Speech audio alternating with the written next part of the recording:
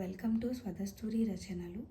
ఈరోజు మనం చారిత్రక జలసిరి మీరాలం చెరువు గురించి, దానిపై కొత్తగా నిర్మిస్తున్న ఐకానిక్ బ్రిడ్జ్ గురించి మాట్లాడుకుందాం.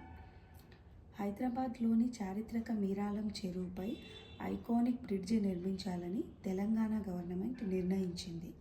మూసీ నది అభివృద్ధి సంస్థ MRDCL ఆధ్వర్యంలో ఈ ప్రాజెక్టును నిర్మిస్తున్నారు.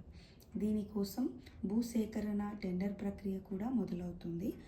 అలాగే ఈ నిర్మాణాన్ని హైదరాబాద్ JNTU, వరంగల్ NIT నిపుణులతో ఆమోదం తీసుకున్న తర్వాత నిర్మాణ పనులు కూడా మొదలవుతాయి. అలాగే ఈ చెరువు చారిత్రక నేపథ్యం మనం తీసుకుంటే మైలార్దేవ్పల్లి, హసన్ నగర్, శంషాబాద్, రాజేంద్ర నగర్ ఈ ప్రాంతాల్లో కురిసే వర్షపు నీటిని నగరానికి తాగునీటిగా వాడుకోవడానికి 3వ నిజాం ఈ చెరువుని నిర్మించారు.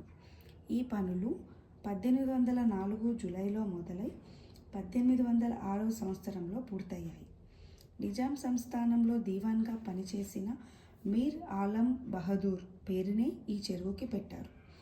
ఈ చెరువు కట్ట అర్ధచంద్రాకారంలో ఉంటూ దానిలో 3 దీవులు కూడా ఉండి చాలా ఆకర్షణీయంగా ఉంటుంది. ఒకప్పుడు 600 ఎకరాల్లో ఉండేది, ప్రస్తుతం 450 ఎకరాల్లో ఉంది.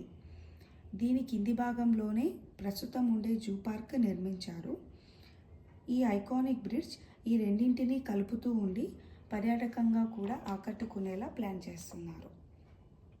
సో ఇప్పుడు మనం ఐకానిక్ బ్రిడ్జ్ ఎలా ప్లాన్ చేస్తున్నారు అనే విషయంలోకి వెళ్తే, ఐకానిక్ బ్రిడ్జ్ 2.5 కిలోమీటర్ల పొడవుతో ఉండి 4 రోడ్లతో ఉంటుంది. చివర్లలో విశాలమైన ఫుట్పాత్తో ఉంటుంది.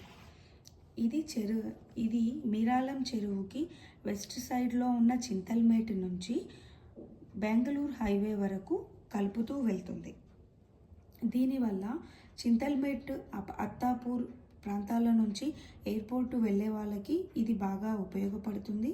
అలాగే జూ పార్క్ని, మీరాలం చెరువుని కలుపుతూ పర్యాటకంగా కూడా అభివృద్ధి అవుతుంది అని గవర్నమెంట్ దీన్ని ఇలా ప్లాన్ చేస్తుంది.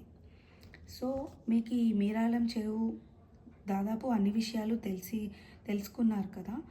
ఇవి మీకు ఎలా అనిపించింది? ఈ ఐకానిక్ బ్రిడ్జ్ గురించి మీ అభిప్రాయాలని కమెంట్ చేయండి. అలాగే మా వీడియోని లైక్ చేయండి, షేర్ చేయండి. మరిన్ని వీడియోస్ కోసం ఛానల్ని సబ్స్క్రైబ్ చేయండి. Thank you.